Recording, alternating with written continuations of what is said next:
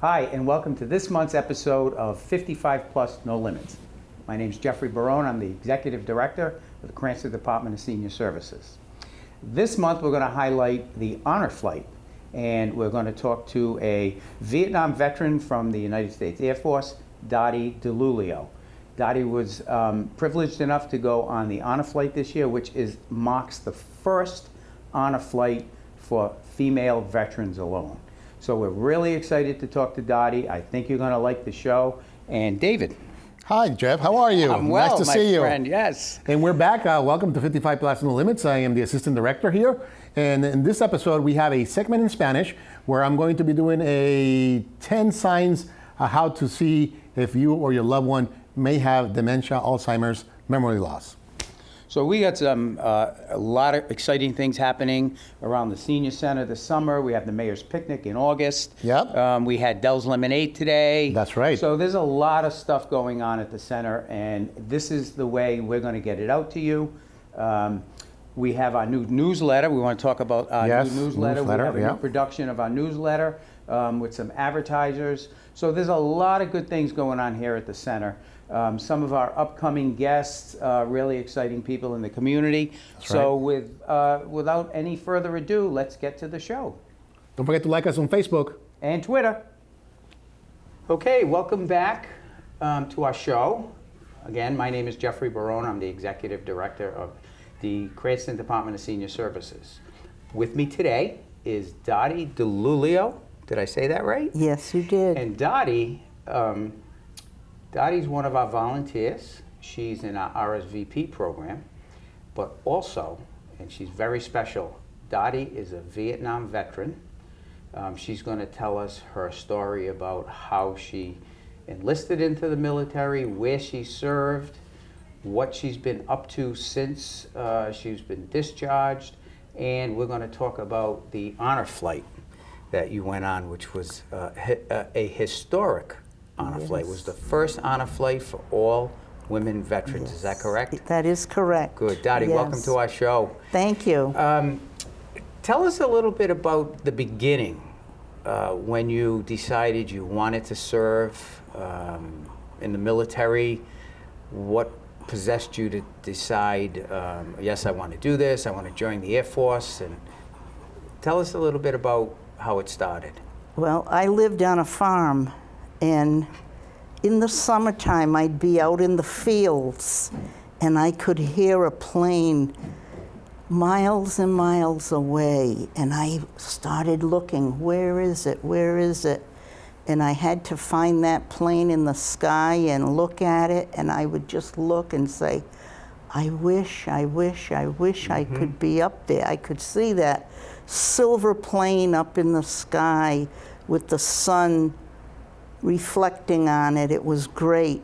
And I would just stand there and wish among all the cows and all the animals. Yeah.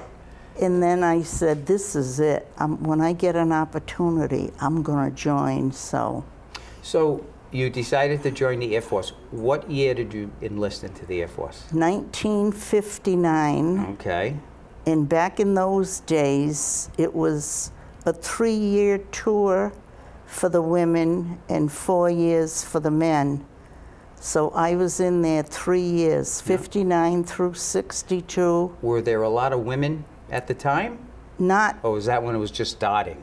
It was new then, fairly new, yes, because they became the Air Force in either 1947 or 48. Mm-hmm. So they were a new branch. Wow. And it was really great. It was special. And you had to go to basic training? We did. Or boot camp, as they call it? We went to boot camp in San Antonio, Texas, and we were there 3 months, and we did things that were unbelievable. Running and jumping and right. obstacle and course. And guard duty. We pulled guard duty yep. during the night in all kinds of buildings that had been condemned by other branches of service. But we went there and we guarded them, and we took temperatures in the buildings, and we had different little chores to do in there. And every night I pulled guard duty from midnight to 3 in the morning. And when I walked into that building, the woman, the young gal that I relieved, she was standing on a chair crying and crying because of the mice and the rats, you know? And she'd say to me, "Oh, Dottie, I didn't even go down to the basement to check anything, I'm afraid." Yeah. I said, "Let's go, we'll go." And And we everything did was fine. what we had. We took readings of boilers I and see. different equipment. I see. And it was... And what happened after boot camp? After the 3 months, you graduate from boot camp, you get assigned to a post? They do many tests. They give you lots of tests, and they find out what you are suited for. And so I went to a communications technical school, and I learned Morse code and all wow. different codes. Yep. And I went to the school, and after school, after that communications tech school, I became, I had a top secret clearance with a background investigation. So I had to, we did Morse code, we did all kinds of communications. Back in that day, how were the women accepted into the military? Well, they were accepted because they were all protected. You marched separately, you went to school separately, you did everything separate So from you the never men. interacted. We would see I them mean, out on like- the fields Yes. and out on the parade grounds, but that's right, we never did. So they never went to school with you. There wasn't. That's the basic right. training was different. Everything was different, So yes. you served 3 years, so 59 to 62, 63, That's right. and then you finished. Or did you stay in No, longer? then I, after schooling, I was stationed elsewhere. I was stationed underground. I was physically under a mountain. Wow. And we were escorted in every day by the air police, and we were escorted out and back on the bus and returned back to the base. On a daily basis. Every day, And how long yes. did you do that? That was 2.5 years, Right after Right. boot camp. yes. Yeah. Did you serve during the late 60s, or did you? No, because I was there 59 through 62. I see. And in 1962, my tour of duty had ended, Yeah. and that was it. What rank were you when you got out? Airman second class. Second class, Dottie DeLulio. Yeah. Dorothy DeLulio. Right. Did you ever run into any of your classmates or anybody that you went to boot camp with, or served in the military Not with? You never- boot camp. I met a few men that had been stationed in the area where I was, and they used to tell me, "Oh, we wanted to go in there all the time because it was all sealed off. Nobody could go in." Yeah, they needed the clearance. That's right. Yeah. They couldn't physically go in there. It was sealed right up. They had barricades around them. It was a mountain. We were under a mountain, physically under a mountain. And we were what they called Strategic Air Command, SAC SAC. base. And they didn't want anybody there because that was all top secret background investigation. It's amazing. But I know, and now it's completely finished, gone, done. They don't use it at They all. don't use SAC anymore because they felt, see, back then, we had aircraft, B-52 bombers, going 24/7 to Russia. And through our communications, we gave them the word to stop, turn around, and come back. And if we didn't, we would have had war. Sure, sure. But so everything had to be just so. You couldn't make any mistakes. Yeah. No mistakes. And I know I was probably 13, 14 at the time when they started coming home.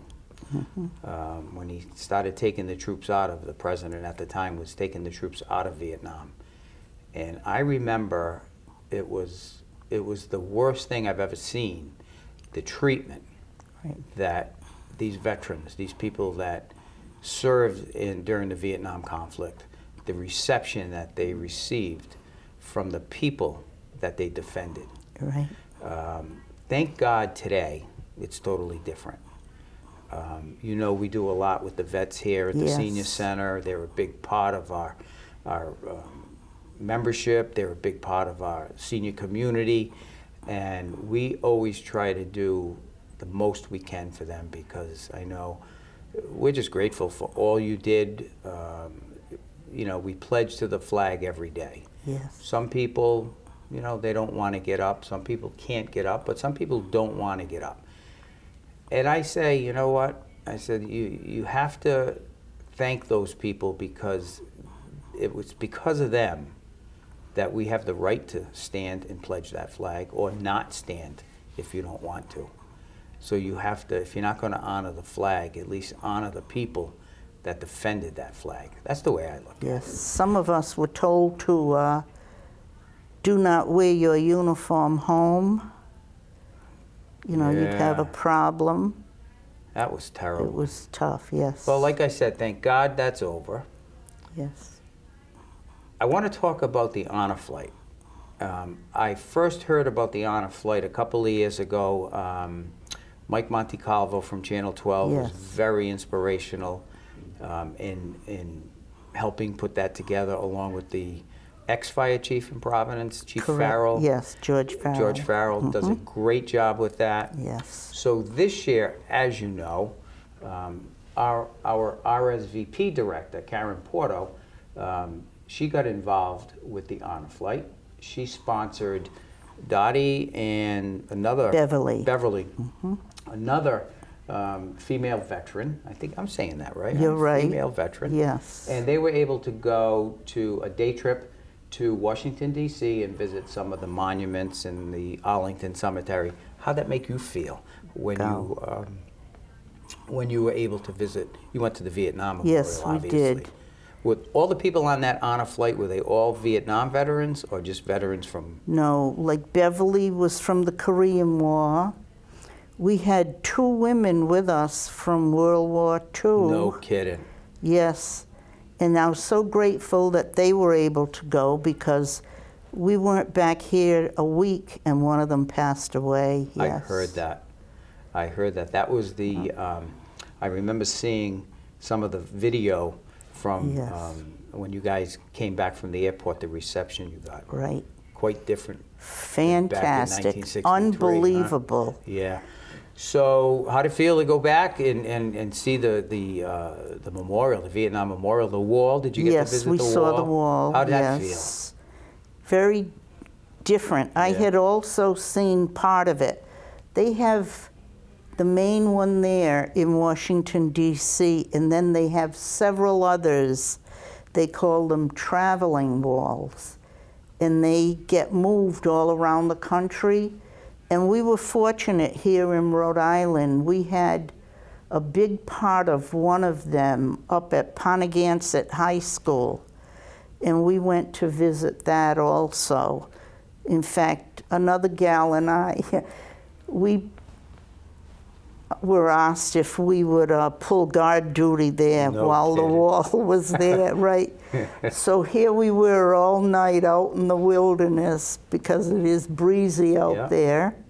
But that must But it have was been an very, honor to it was. guard that wall. Yes, it was. Quite different Very than, interesting. boot camp, huh? That's right. Yeah, yeah. So, you know, Karen brought this up. She wanted to be involved in the honor flight.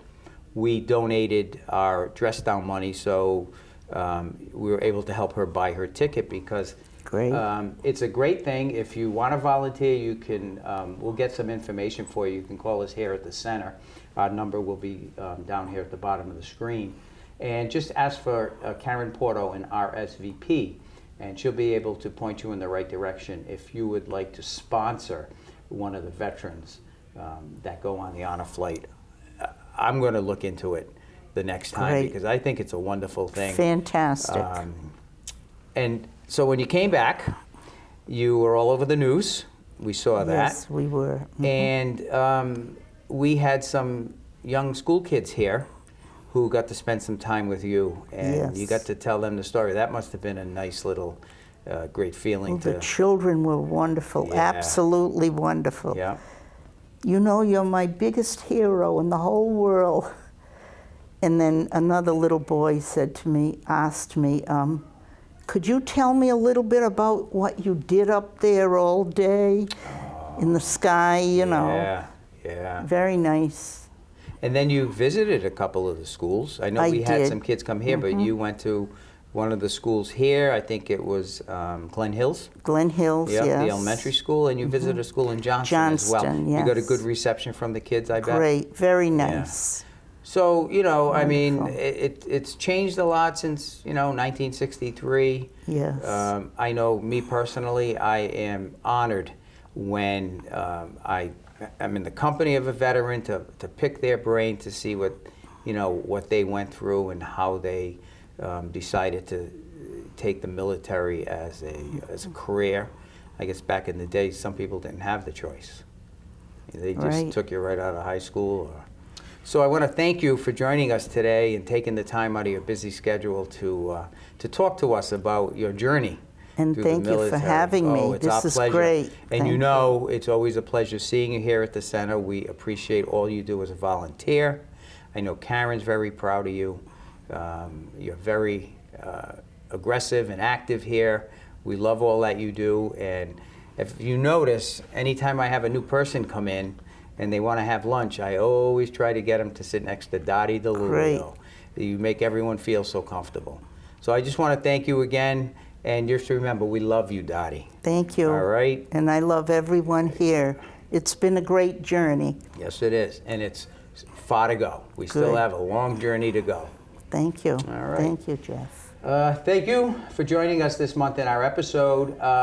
As you know, we're going to be broadcasting on a bi-monthly basis.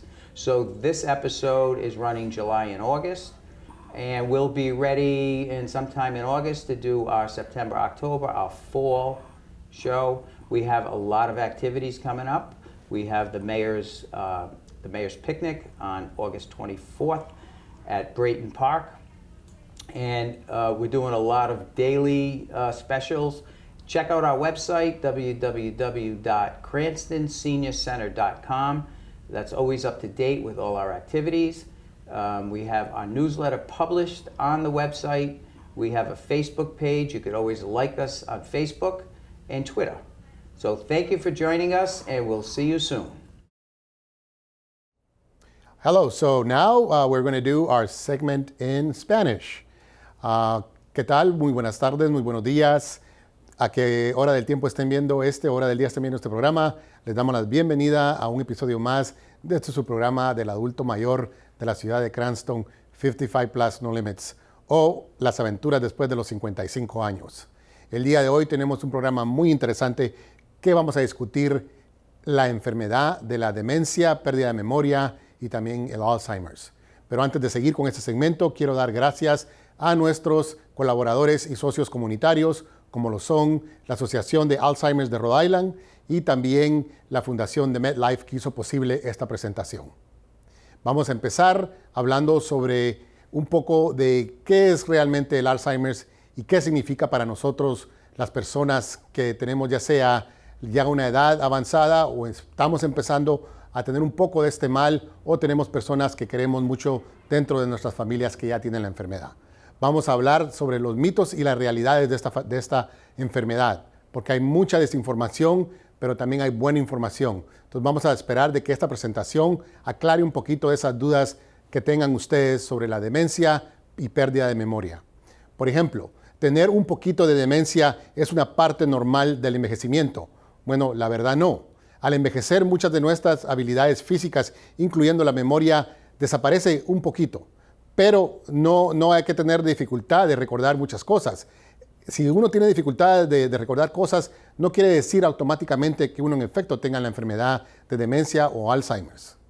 Otra de los grandes mitos que se dice allá es que si uno tiene padres que han tenido esta enfermedad, uno automáticamente la va a tener. Eso no es cierto tampoco. El Alzheimer es una enfermedad del cerebro que es progresiva, que destruye células cerebrales causando problemas con la memoria, el pensar y el comportamiento. La demencia es un término general que se usa para describir una disminución de la función cognitiva. El Alzheimer es un tipo de demencia más común. Algunos tratamientos disponibles para ayudar con los síntomas de Alzheimer los hay. Sin embargo, esta enfermedad es eventualmente fatal. Otro mito que hay es, si tengo pérdida de memoria, ¿esto significa que tengo el Alzheimer o demencia? La realidad es que muchas personas tienen problemas de pérdida de memoria, pero esto no significa que tienen la enfermedad de Alzheimer. La memoria no la pierde uno automáticamente. Lo mejor es ir a un médico para ver si uno en efecto tiene tal enfermedad y si uno tiene los síntomas que ya empezó uno a perder la memoria. Otros factores son los riesgos del Alzheimer. Esta es una enfermedad que tiene sus riesgos. El riesgo más grande es la edad, es el principal riesgo de esta enfermedad. La incidencia del Alzheimer es mayor en las mujeres, por la simple y sencilla razón que las mujeres viven más que los hombres. Otro mito es, si hay muchas personas en su familia con el Alzheimer, que una prueba genética le podría dejar saber a usted que en efecto usted va a sufrir de esta enfermedad. La verdad es que la probabilidad de que usted desarrolle la enfermedad de Alzheimer aumenta si uno de sus padres o hermanos tiene el mal. Pero este examen genético y este factor genético no es el único riesgo que va a determinar si en efecto usted puede llegar a tener esta enfermedad. Hay un gen específico que se llama AOPE-4, E4. Este gen, si se lo logran encontrar a usted, podría ser un factor muy significativo en el riesgo que usted pueda tener esta enfermedad, pero no quiere decir que automáticamente la va a tener. Platique con su médico a ver si esta clase de examen es funcional para usted. La salud cerebral es el resultado de tener un cuerpo sano y una vida social activa. Tener el corazón y los vasos sanguíneos dañados aumenta el riesgo de Alzheimer o la demencia vascular. Padecer de diabetes como adulto puede resultar en el desarrollo de Alzheimer en los años más tarde de su vida. Hay una fuerte relación entre el haber sufrido una lesión traumática cerebral y el riesgo de desarrollar la enfermedad de pérdida de memoria en un futuro. Las 10 señales de advertencia que posiblemente usted puede llegar a tener demencia o Alzheimer. Olvidar información recién aprendida. Perder la misma información repetidamente. Depender de sistemas de ayuda para poder recordar lo que está haciendo, tales como notitas, dispositivos electrónicos. Depender de familiares para que le hagan cosas que usted hacía antes muy normalmente. Problemas en desarrollar o seguir un plan. Problemas de trabajar con los números. Dificultad de manejar las cuentas mensuales. Problemas de concentrarse. Le cuesta ahora que hacer las cosas que usted hacía antes muy común, ahora le es difícil hacerlas. Dificultad en completar tareas cotidianas. Dificultad en llegar a un lugar ya conocido. Problemas de administrar un presupuesto en el trabajo. Dificultad en recordar las reglas de juegos muy conocidos, como por ejemplo el ajedrez o cualquier otro juego de cartas. Olvidarse de fechas y estaciones del año, que ya ha pasado un tiempo. Olvidarse dónde y cómo llegó a un lugar que usted acaba de estar en una fiesta.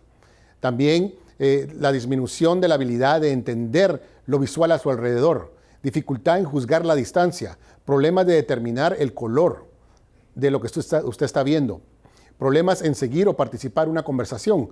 Dificultad de mantener el hilo de una conversación. O sea, usted está en una conversación y pierde realmente el tema de la conversación. Problemas en el vocabulario. Dificultad en encontrar las palabras correctas para seguir en una conversación. Llamar las cosas con un nombre incorrecto. También colocar cosas fuera de lugar. Por ejemplo, poner la billetera en el frutero. Acusar a los demás que le están robando su dinero. Ese es un problema que se da mucho también. Cambios en el juicio de tomar decisiones, falta de juicio con el dinero, regalar grandes cantidades de dinero a personas que le llaman para venderle cosas por teléfono, gastar sin pensar, llevar ropa inapropiada de acuerdo con el tiempo o el clima que esté ese día. Por ejemplo, usted puede llegar a una fiesta que es una fiesta de verano y llega con una chaqueta de invierno. Ese es un significado que hay que ver, o un problema que hay que ver qué es lo que está pasando con esa persona. También perder la iniciativa para ejercer.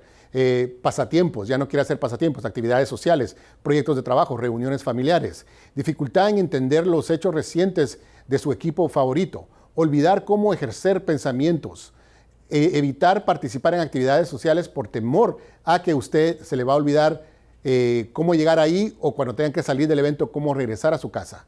Mostrar más a menudo señales de confusión, sospecha, temor, ansiedad y agitación. También puede tener cambios en su humor, se puede poner muy gruñón, muy enojado. Hable con alguien sobre lo que usted puede hacer para mejorar si en efecto tiene ya estos síntomas. Es crucial recibir el tratamiento más apropiado lo antes posible. Esta es una enfermedad que media vez usted ya la tenga o sea diagnosticado con esta enfermedad, es una enfermedad que va a tener por muchos años por venir. O sea que es importante asegurar su calidad de vida sabiendo que que tiene esta enfermedad y cómo se puede tratar esta enfermedad. Otro mito es necesario recibir un diagnóstico porque la demencia no se puede curar ni se puede tratar. Solo va a causar molestia a mí y a mi familia. ¿Para qué saberlo? Esto es totalmente erróneo. Un diagnóstico temprano es la única manera de recibir el tratamiento para cualquier enfermedad y en especial en la pérdida de memoria, Alzheimer y demencia. Lo más pronto usted sabe que está enfermo de esta enfermedad, va a tener una mejor calidad de vida porque puede hacer un plan de cómo usted puede tratar de curarse o de por lo menos poner los pasos que van a seguir esa enfermedad, las etapas de esa enfermedad de una manera más lenta, lo cual usted se puede comprar de unos 6 a 10 años de calidad de vida si es diagnosticado con tiempo y toma los pasos necesarios. Es posible que algunos de los problemas detectados puedan traer o sean reversibles. Algunos problemas pueden ser de vida o muerte si no se detectan a tiempo. Es importante no ignorar los cambios ni asumir que porque empezó a perder memoria, en efecto tiene Alzheimer's.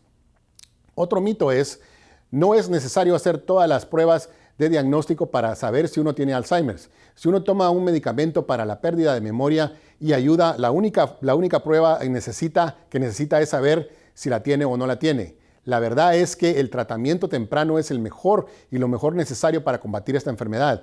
Tiene que ir con su médico. No tiene que dejar esto a pérdida de tiempo. El historial médico y de cada paciente y sus familiares más cercanos es muy significativo también. Como ya habíamos explicado, no necesariamente quiere decir porque su padre o su madre ya tuvo esta enfermedad, usted la va a tener, pero es importante que su médico tenga esa información. Examen físico, examen de estado mental, examen neurológico, también una tomografía o lo que se llama un scan del cerebro es también algo muy bueno de hacer. Identificar los trastornos que puedan resultar en la pérdida de memoria, confusión al pensar, problemas de atención u otros síntomas similares, a los que la demencia o algunos trastornos son posibles. Los trastornos, la anemia o la deficiencia de ciertas vitaminas, el uso excesivo del alcohol, los efectos secundarios de medicamentos y ciertas infecciones también pueden traer una demencia temporal o prolongada. Demencia vascular, tenemos también la demencia del lóbulo frontal o por sus siglas en inglés el FTD, demencia mixta y también la demencia con cuerpo de Lewy. También si usted recibe un diagnóstico de demencia, ¿qué es lo que tiene que hacer? Recibir el máximo beneficio de los tratamientos disponibles. Por eso es importante un diagnóstico temprano. Explorar tratamientos para aliviar los síntomas. Mantener su independencia como el resultado de recibir un tratamiento temprano. Tener la oportunidad de participar en ensayos clínicos. Esto es muy importante porque pueden haber situaciones donde usted esté usando medicamentos que están en la vanguardia de la medicina y en efecto le puedan traer una mejor calidad de vida. Algunos medicamentos están diseñados para aliviar algunos de los síntomas, pero ninguno puede detener la progresión de la enfermedad. Lamentablemente no hay cura para esta enfermedad.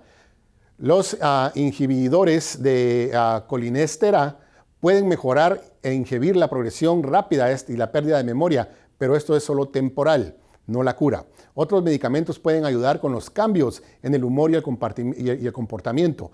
Es importante saber que si usted ya tiene esta enfermedad, es posible que su humor cambie, que se ponga gruñón. Si esto le está pasando, es posible que usted tenga la enfermedad, pero por eso es necesario que usted mire a su doctor. Hable con sus médicos para saber cuál será la mejor estrategia para usted poder administrar esta enfermedad. tener más tiempo para tomar decisiones y planear para el futuro, participar en arreglos de su propio cuidado, alojamiento, asuntos legales, finanzas de seguridad, transporte. Puede tomar decisiones por usted mismo, formar el mejor equipo de cuidado personal para su red social y sus familiares y amigos. Busque consejos, servidores legales, identifique y cumpla los documentos legales necesarios, planee sus decisiones acerca de su cuidado médico y tratamiento, planee sus finanzas, haga planes con sus bienes, nombre a una persona que le pueda representar a usted en todas estas decisiones personales y financieras. Usted no está solo en esto. Hay muchos recursos para su ayuda. Tenemos a la Asociación de Alzheimer's de Rhode Island. También hay consejería, hay información, hay recursos, hay grupos de apoyo, hay educación y también hay servicios de seguridad. También hay varias actividades que usted puede participar. Por ejemplo, también otra actividad que tenemos aquí mucho es que aquí en el Centro del Adulto Mayor, el Cranston Department of Senior Services, estamos localizados en el 1070 de Cranston Street. Usted puede llamar a nosotros aquí al 401-780-6000 y puede también pedir hablar conmigo, David Quiroga, y le podemos hacer llegar información que le va a servir a usted. Para el número nacional de la Asociación de Alzheimer's a nivel nacional de Estados Unidos, en español, el número es 1-800-272-3900. También la van a poder ver aquí en la pantalla el número. Este número le van a atender a usted también en español y le van a poder decir a usted qué recursos hay disponibles para usted y su familia en el área donde usted vive.